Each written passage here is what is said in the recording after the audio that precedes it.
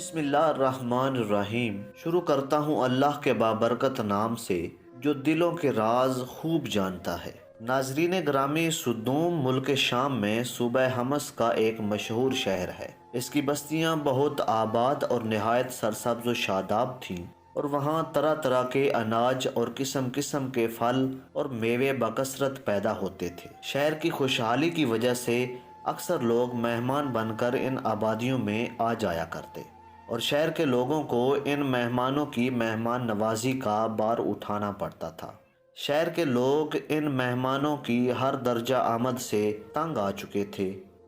ان کی مہمان نوازی سے اکتاہٹ اور بیزاری کو دیکھتے ہوئے شیطان لعین کو موقع مل گیا، اور اس نے ایک ایسا گھناؤنا کھیل کھیلا جس کی مثال ماضی میں نہیں ملتی تھی۔ ابلیس لعین ایک بوڑھے کی صورت میں نمودار ہوا اور ان لوگوں سے کہا کہ اگر تم لوگ مہمانوں کی آمد سے نجات چاہتے ہو تو اس کی یہ تدبیر ہے کہ جب کوئی مہمان تمہاری بستی میں آئے تو تم لوگ زبردستی اس کے ساتھ بدفعلی کرو۔ چنانچہ سب سے پہلے ابلیس لعین خود ایک خوبصورت لڑکے کی شکل میں مہمان بن کر اس بستی میں داخل ہوا اور ان لوگوں سے خوب بدفعلی کرائی۔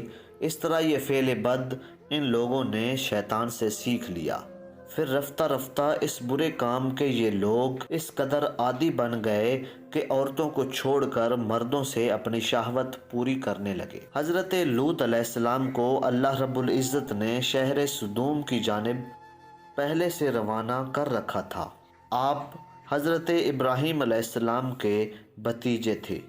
آپ علیہ السلام نے جب اپنی قوم کو شیطان کے چنگل میں دیکھا تو ان لوگوں کو اس فعل بد سے منع کرتے ہوئے فرمایا جس کا ذکر قرآن مجید میں بھی ہوا ہے۔ آپ علیہ السلام نے فرمایا کہ کیا تم وہ بے حیائی کرتے ہو جو تم سے پہلے جہان میں کسی نے نہ کی ہو؟ تم تو مردوں کے پاس شہوت سے جاتے ہو، بلکہ تم تو حد سے گزر گئے ہو۔ حضرت لوط علیہ السلام کے اس اصطلاحی وعظ کو سن کر ان کی قوم نے نہایت ہی بے باکی اور انتہائی بے حیائی سے کہا کہ ان کو یعنی حضرت لوط علیہ السلام کو اپنی بستی سے نکال دو، کیونکہ یہ تو پاکیزگی چاہتے ہیں۔ جب قوم لوط کی سرکشی اور بدفعلی قابل ہدایت نہ رہی تو اللہ تعالیٰ کا عذاب آ گیا۔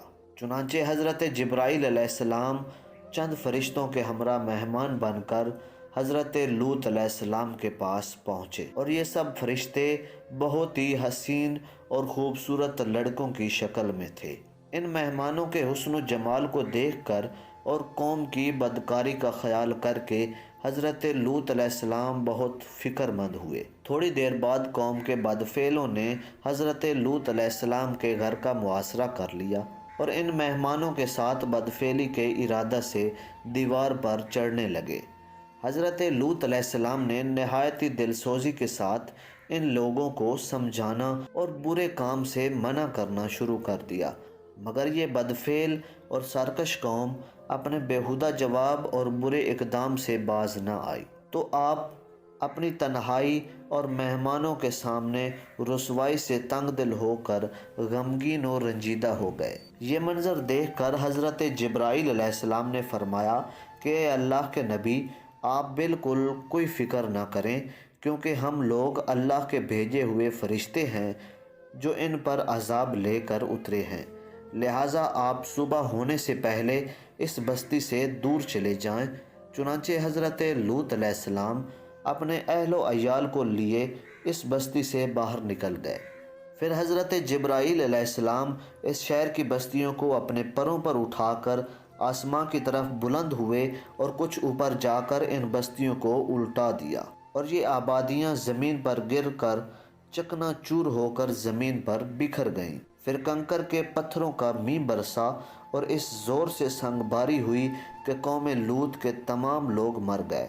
ناظرین گرامی، حضرت سلیمان علیہ السلام نے ایک مرتبہ ابلیس سے پوچھا کہ اللہ تعالیٰ کو سب سے بڑھ کر کون سا گناہ ناپسند ہے؟